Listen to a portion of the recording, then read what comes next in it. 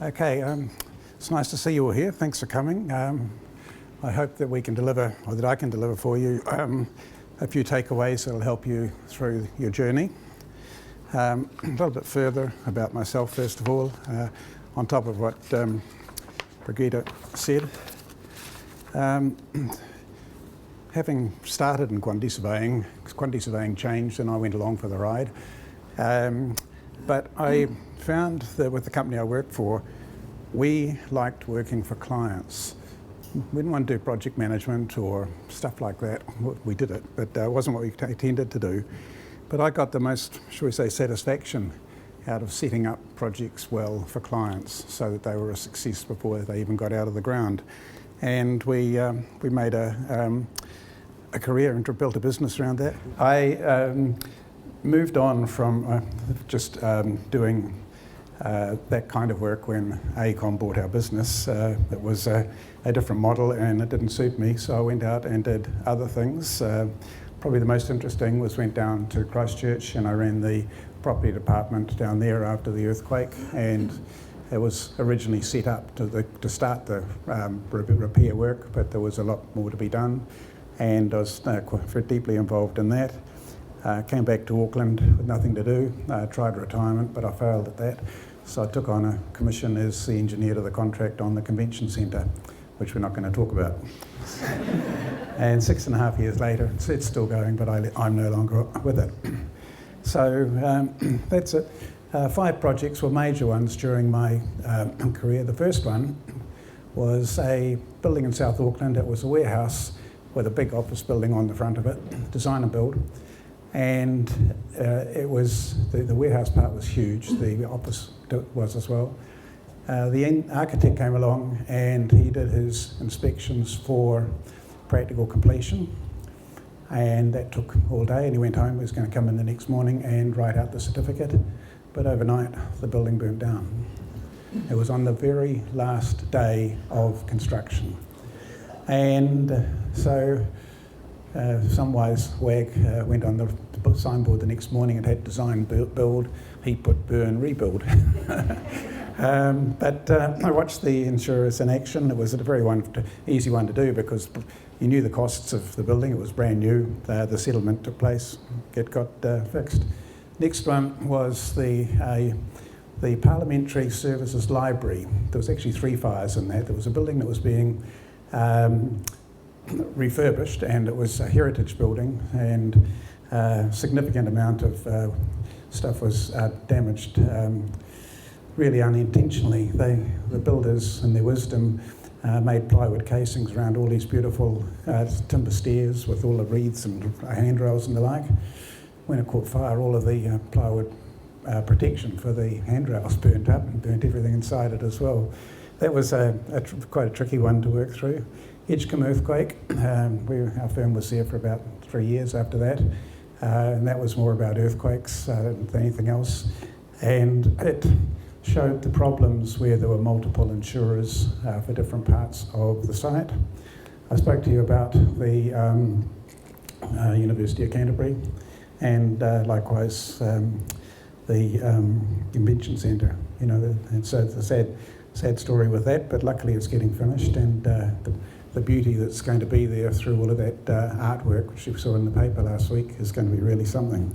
So anyhow, that's what the background to me talking to you today, and I'm really going to be talking around 3910 and around administering 3910. We do use other forms of contract, but everyone knows that, but the same principles apply to other contracts. So if it's just, think of it as administration of the insurances in a contract. And you guys might be asking me questions later on now, so I'm going to ask you a question.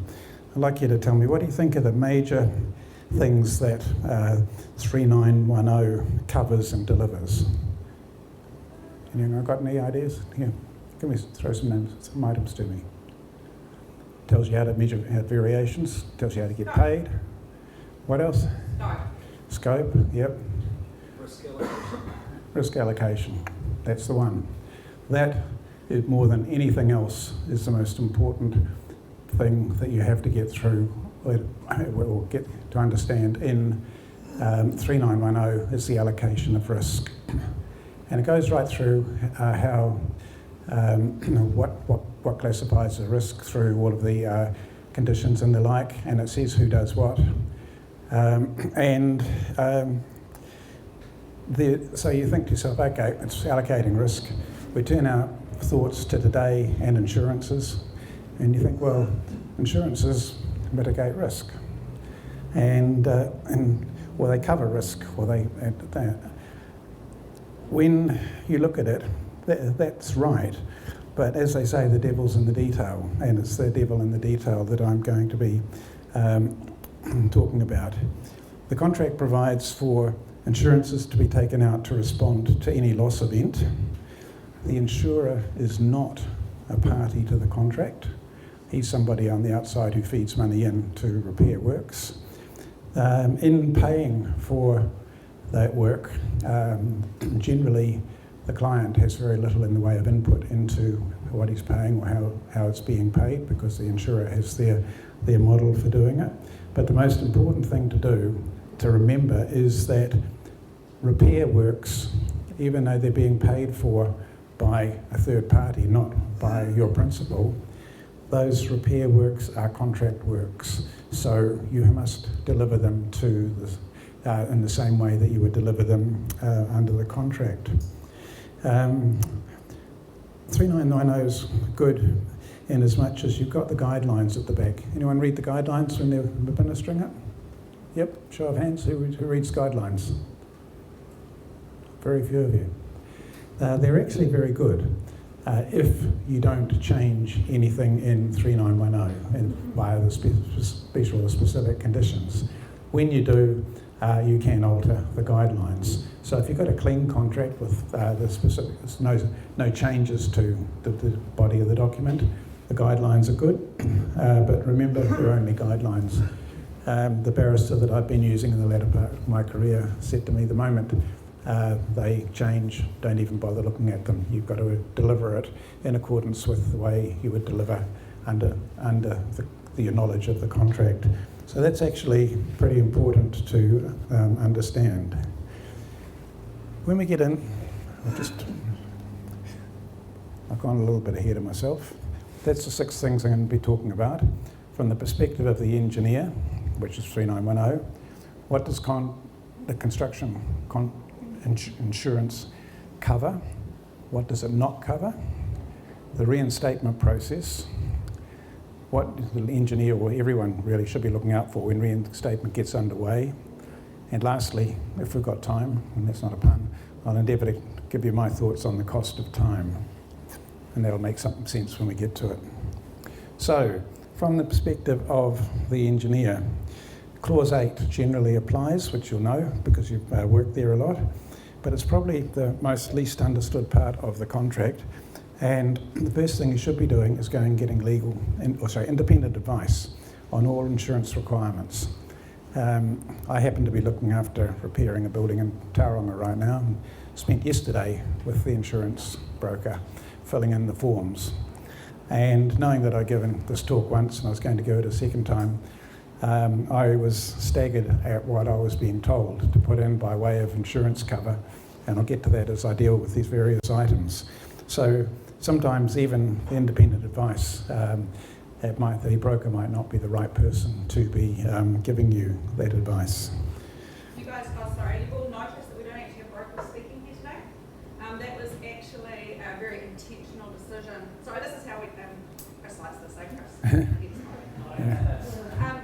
But the reason that the steering group was quite strong about that is we wanted you guys to get the information from the horse's mouth and not have it diluted with sales. But a broker is a very important part of the insurance process. Sorry, Chris. That's fine, yeah. Also, one other thing, if the broker screwed up, you can sue them, so that's the cynical perspective. Fine. Okay. General obligations under 3910. I'll go through them, and these the early ones you'll know and you'll understand, but they all paint the picture. When a party fails to effect the insurance in accordance with the contract, that party's liable for the full amount of the loss. So if you've got an obligation to provide insurance, You do. Sometimes, some of the projects I've had, the policy has been paid once for the life of the project, and other times it's paid on an annual basis. If you forget to pay your insurance and whatever reason it lapses, then you're very, very exposed. Interesting one here. In 834, Section A, it talks about the obligation to maintain the insurance policy, to maintain the insurance policies for the full duration of the contract and up to practical completion, or separable portion of practical completion. That's 634A, but when you read 634C, it tells you that you have to keep them in place up to final completion. And that's to cover the reason for that, from my reading of the document, is to cover yourself if you're in after practical completion doing maintenance works, or sometimes you get deferred works, you get practical completion, but a few items have been deferred and you go back to do it. If they're doing those works, you generate a loss. The contract insurance should be there to cover it. So it seems like a bit of a conflict, but I do understand it. Both parties have to be agreeable with the other party's insurer, because you have two instances here. The first is that the contractor takes out the insurances, and the second is that the principal might take them out. Excuse me. So either way, you have to be comfortable that the insurance company or insurer is somebody that you know is going to be there for you. 8. Because I'm talking about general obligations, buried in clause 877, it says any insurance paid by the principal that does not cover the risks or liabilities to the satisfaction of the contractor. If that's the case, the contractor can, at his own expense, arrange additional insurance. So all of a sudden, that's a transfer of risk, because if you don't bother looking at what the principal's insured the building for, and you have a loss event, the most you're going to get is the amount of the insurance cover. So this gives you, as a contractor, the opportunity to look at it and to make your decision as to whether or not the insurance value is there. If you take, projects in Auckland now, there's so many jobs that are over 100 million. There's a lot of jobs over 100 million, which means they're going for 3 years or more. And if you think about the inflation just we had a little while ago, that you have to have a crystal ball when you're looking at putting your insurances in place and taking account of the inflation. And if we take the worst case again, you're going to have a loss right at the end of your building that's taken 3 years to build, and it takes another 6 months to get it down to where you can start it again, and you've got another 3 years to build it. Basically, you've got to make sure that in your sum insured is as sufficient funds to cover 6.5 years of inflation. And most people, you'd be put down a number in the office. My broker did it for me yesterday, and I scratched my head. It's only a small job, but it seemed to me that they had a formula for it. But the most important thing with that is that they're all general things that apply across the board.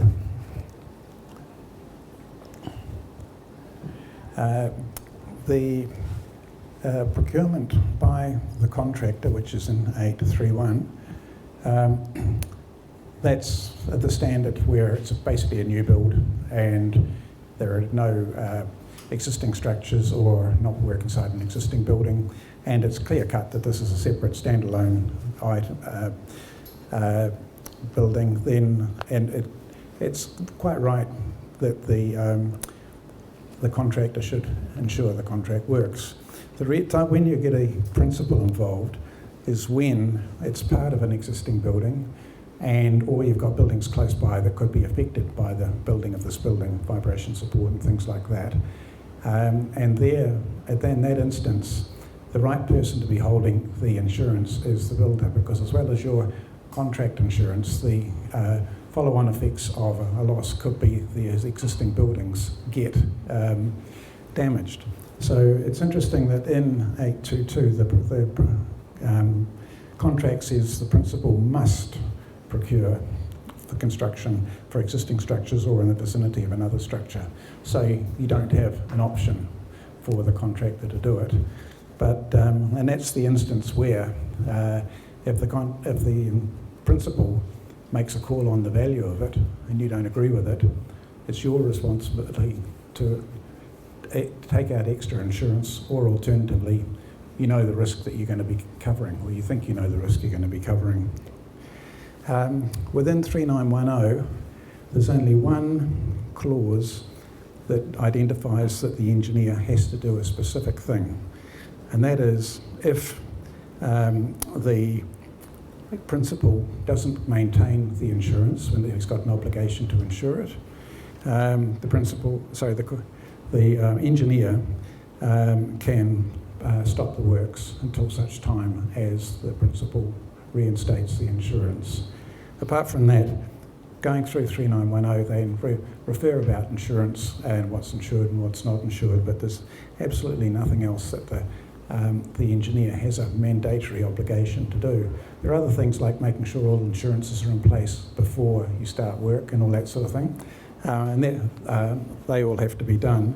But those are the key differences between the contractor and the principal. And when I was reading that and I was thinking about it, I thought, I wonder how many people actually sit down and do all of those calculations to see whether or not the insurances are adequate. I never thought of doing it, you know, but it's only, I think, as you get older and you get a few grey hairs, you think, phew, got away with that one. So that's something that we need to be very, very aware of. And like I say, the devil's in the detail. Okay, so what does construction insurance cover? This list here effectively just is the main summary, but I want to talk about them, not talk to them. Demolition is I'll use yesterday's example. Demolition 10% of the contract sum. You know, when you've got high-tech buildings that are all done with post-tensioned or pre-stressed concrete and the like, getting those buildings down is downright dangerous unless you actually have to deconstruct them. No one ever thinks of that. You know, if you've got highly stressed cables and all of a sudden you bash them apart and if your floors fall down, you know, people get killed. So demolition is, I think it's the wrong term, or you've got to think of it with more words. And I use deconstruction and dismantling. And because sometimes you can only deconstruct a building. One of the jobs we did in Christchurch was the new engineering centre, and the building that was the hub of it, the structure was there. We dismantled that. We dismantled it. We took out every nail and screw from the flashings, the fascia boards, all of took the roof off, sheet at a time. You know, basically it was as though you were taking it off to do a repair and put it back. We would take it off to build around it and then put it all back. But that all goes under the heading of demolition. And the other thing there is, if you're a gambler, you think, oh, you know, it won't be at the end of the job or whatever, or I won't have a total loss. So why would I bother allowing for getting a demolition person to price for building the whole thing? But hey, in my instance, I've had 2 jobs. One job was at practical completion, one job was not too far away with catastrophic losses. So you have to be having your black hat on and picking a doomsday situation, forgive all of the puns, but that's what you have to have to make sure that you can rest easy with your insurances in that regard. Another thing that's got to be thought about is disposal. You know, some fires, you think, take the Grenfell fire, a tower fire in London, it was so full of carcinogens at the end of it that it was just about impossible to safely knock down. And in ones where you use a lot of water to put out a fire, that water flows generally out to the sea, but it's contaminated. And if you've got a situation where the water might have been contained for some reason, it probably has to be treated before it goes out. But that's all just under the heading of disposal, which you wouldn't even think was going to cost you money, but it could cost you one hell of a lot. I've talked about inflation and the time that it takes. Don't underestimate it, and at the end of the day, be comfortable that you've satisfied what you think your obligations will be. One of the items that the insurance covers is the incorporation into the contract works of items that are not part of the contract sum. And I won't bother asking more questions. I'll give you this is a brain dump from me. Artwork, there's no particular order. Artwork, transformers, aerials and antennae, communications equipment, incoming power mains, furniture, signage. That's just a starter. You could have one hell of a lot more where the client is providing works, particular things, and all of those have to be included in the construction sum. So when you're looking at making up the construction sum, you need to know all of those things. An item I was going to talk about before I slipped my mind, but it comes in here. A lot of these are provided by external providers, and so with the insurance, they are in the same way, they are an interested party on the insurance. But most people, if you're a contractor and you're putting it together, you might not know who's doing the artwork. You might not know. Well, you probably know Vector will come to do the transformers. The aerials could be whoever. But with a lot of work product being provided by the client, the principal, they all have to be included in that construction sum. Design costs. The main problem with design costs, particularly where you have a loss at the end of a project and it's taken a long time, is that sometimes regulations change, sometimes products go no longer made and a new one comes in. Sometimes the regulations could either be government or local body, local authority ones, and you have to reckon on getting significant redesign done at the end of a job to ensure that you are able to complete the building to the standard it was going to be built to, but with new products. This raises an item that my insurance colleagues might talk about, which is betterment, because generally if you've got a model ABC for a light fitting and it's no longer made, but the model DEF is the only one that you can get, it's 30% better and it does 50% more of this, that and the other, but it's the only one you can get. That's in theory betterment, but it's the only replacement that you can get. So I don't know the answer to that, but the insurance people might answer that one. So you reckon that, Peter? Or not. No. Yeah. It would depend how it's worded, but finance decisions. Yeah. Got a note here of, this is something that I've been quite hot on. Items that are overlooked or undervalued when determining the insured sum. The contractor's on-site overhead costs during the demolition, disposal and preparation work, they all have additional costs. The site still sits there, it's got security around it. You've got your power and water and the like, you've got your utilities. You've got on-site staff that even though the building's been burnt down, they've still got to be paying the subcontractors for the supply chain that was in train before the loss event happened. You've got temporary on-site accommodation, quite often that's rented. It could be that your temporary works, cranes, hoists, scaffolds and the like are in place. And on top of all of that, I think we've got a range. I look through the people coming here, Dave, of people who have got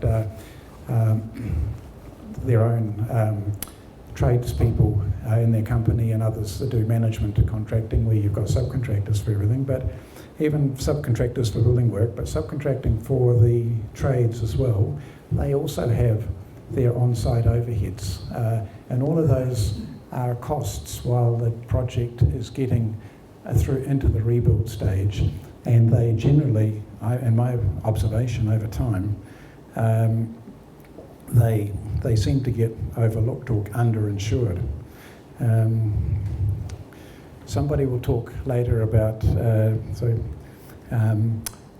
when what insurance doesn't cover by way of defective materials and design, so I'm not going to talk about that here. But last one, that if you've got a design and build component of your tender, and you have to engage, say, the fire service is a design and build to a performance specification, and could be mechanical services as well. It could be all sorts of things, so security and the like. And those subcontractors, they get their designers to design it. If that is the case, you need to take out professional indemnity insurance. But this is the kicker. You have to keep it maintained for 6 years after the project finishes.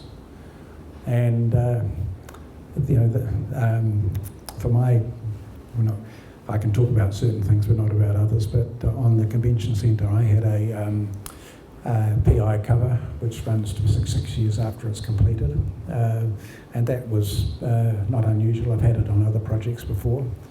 So that quite often gets overlooked. The next one on my list is, what does construction insurance not cover? The accepted risks. Everyone understand accepted risks? Yeah, they're quite, when you, I struggled with the English accepted versus accepted. But when I got my head around it, I could work it out. And also indemnity items that might be listed in clause 712. And then when we get to 8.3.5c, there's consequential losses, the liability for liquidated damages. All of those items are not covered by insurance. So as a contractor, they are items that you have to acknowledge is a risk, and you have to manage that risk through the good stewardship of how you build the building and being aware of what they are. So those are the key things that I saw running through the contract, which would be part of my delivery to you. Earlier today, I got into a discussion with someone about materials off-site and how are they covered under insurance. And I must admit I terminated the conversation before giving this person an answer, because I haven't thought about it for a while. But if I'd thought about it before today, I would have boned up on it just to see why. But from my previous experience, and you may correct me if I'm wrong, my methodology always has been to follow the money. So if I've got a contractor wants to claim materials off-site on behalf of the subcontractors, the subcontractor, if you take structural steel, it could be steel that's on a boat or just on the wharf, it could be in the fabricator's yard, it could be in the zinc blasting place, it could be in the paint shop, which could be somewhere else, or it could be sitting in a store waiting to go on site. And you've got 6 or 7 different people down the chain who are all getting paid for that, and if there is a loss event, it's where do you go to pay it? And by following the money, all of those parties, I believe, should be noted on the policy as interested party to the policy. But I'd be interested if you've got some notes on that later. Okay, now the next thing is the reinstatement process. Every time there's a loss, everybody wants to get the project started as quickly as possible. but there is a process to go through, and sometimes that process can be long-winded if you've got different insurance companies on different parts of it, and other factors as well. And I struggled down in Christchurch initially because I wanted things to happen relatively quickly, even if it was just the demolition, just so we didn't have a site that looked like a destroyed site. We just wanted bare earth. And sometimes the insurers hadn't, they said, no, we still haven't fully assessed that building to say yes, it's coming down, or no, it's going to be repaired. And all of that takes time. And all of that time costs money. The money is what I spoke about before, all of the on-site overheads, the cost of keeping that site going while no work is being done. All of that money is coming out of the pool that's there to rebuild the building, but it's not getting used to rebuild the building, it's just keeping used to mark time and pay the bills, pay the rates, keep the council happy. So the reinstatement process, I believe, should be geared towards even breaking it into parts so that work can get underway quickly, so that the momentum of the project hasn't stalled. And the other thing as well is, no one likes looking at a damaged building. There's no good feelings when you go into a damaged building and you've got to work your way through all that good work that you did and it was all finished, and now you're pulling it all to bits. But the sooner you get all of that cleared out the way and you're back on the rebuild process, you find better morale in the business. And so it's nothing to do with insurance, but effectively it does let the insurance dollars go a lot further because you get the building finished far, far, far more quickly. So staged approvals for works means you reduce the lost money.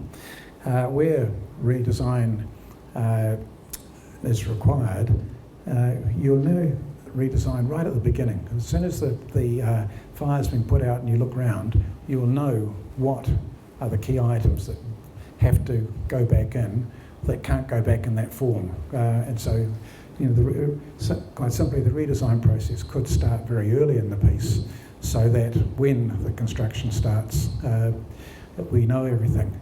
And if you sort of dial it back to when you as a contractor win a tender, there could have been a year's work done prior to you tendering for the job just to get a suite of documents in place so that you can firstly price it, secondly you can work out a construction plan and a program, and you can get back into the work.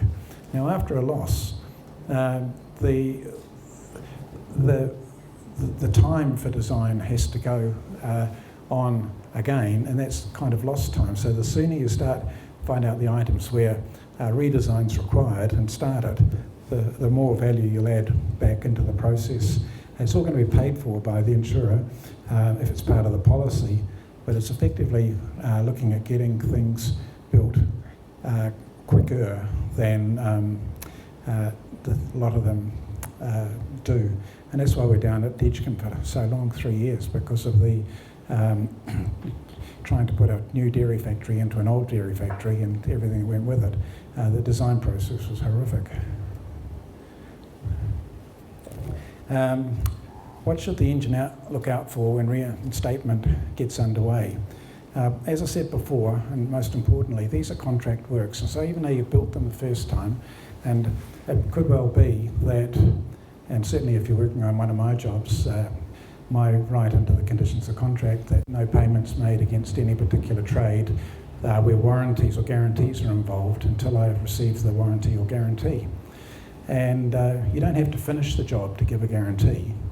If you give a guarantee before you do the job, you're more likely to know you've got to honour that guarantee, so you're going to make sure things are right. So in a perfect world, as and when the various trades start, I collect up the warranties and guarantees right at the beginning of the job, so that you don't have to chase them later on. Sometimes the warranties are in two parts. There's a manufacturer's warranty plus a labour warranty. If a subcontractor goes into receivership or liquidation, the you're lost on the labour part, but the guarantees for the materials are still there. If that subcontractor is gone, you might have a difficulty getting that product warranty from the supplier. And then you have to look out for what are those warranties, because the contract will say they have to run from the date of practical completion, but the warranty you'll be provided with starts from the day it was sold, which is quite different. So you could have a product where the warranty runs out before the building's finished. So you have to make sure that you've got the right warranties in place. So that's where we haven't had a loss event. When we do have a loss event, there's two ways to deal with it. One of them is to basically start working through the trades, and as they finish the works, get a new warranty from them, so that ultimately, as and when you build up your body of knowledge and your body of documents as the project proceeds, but that's fraught with danger, because if you can do it right at the beginning of the job to get all the warranties, you can actually start again immediately after the loss event, get everybody in and say, right, I've got your warranty here, can you still honour it after this loss event? Or what will happen to enable you to provide that warranty? And it's a discussion. If you have it, then you know where you stand, and you can, so again, you collect up all of your warranties and guarantees. The warranties and guarantees are contract works, so they're part of the contract sum. And if you've got them bedded down again after the loss event, then you've got the product that you have to deliver to the client at the end of the day. There's sometimes very good reasons why you would not get, a subcontractor would not get a warranty. If you take the major metal window companies, they make windows. I don't know of them doing any repairs to windows. They make windows. And so when a window's been damaged, there's going to be straight away a discussion about, is the warranty in place for that window or is it not? In a repair, if you could get it into a repaired state. So all of those things are pretty, how should I put it? They make your life easy if you front-footed and you make sure that all of those items are there early in the piece, not late in the piece.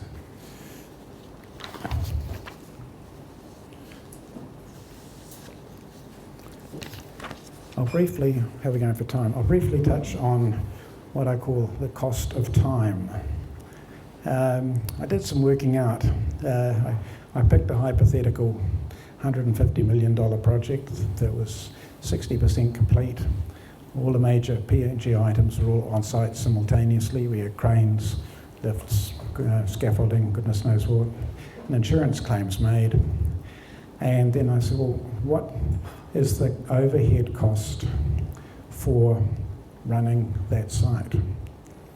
And the overhead cost for running that site per month could be somewhere in the region of $800,000. Sounds like a lot of money. I had to check the maths just to make sure I was right. So it comes down to $36,000 per working day. That's what the cost of a site sitting vacant. Under that, this is hypothetical. It's nothing to do with any job I'm working on. I just grabbed something that was totally different to what I'm working on. So that's what the money that's not going into the building. So the quicker you can get the building restarted, and the quicker you can get those overhead costs out the way, or they'll still be paid by the insurer, but if they're going to be paid by the insurer for 3 years when they only need to be paid for 1.5 years or 2 years, again, it's money that's not available to finish the building. I then went on to look at what does it cost to run a meeting with all the consultants in the room. And it was 6,000, it was hypothetical. There were 12 consultants in a room, and they had a half-day meeting, and they're all on a salary well north of $100,000.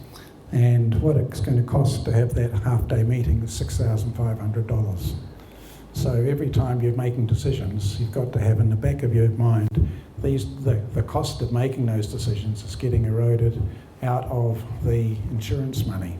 So it's going back to my earlier point I was talking about, the sooner that you get the insurance, the reinstatement works underway, the more money there is to go round to get the building finished, and particularly as there's still a risk, if you weren't aware of it at the beginning, there's still a potential risk that the building was underinsured. So even though you can draw down the full amount of the insurance policy, you might still have to top up out of your own pocket the extra cost of finishing the building, and that's what you want to avoid.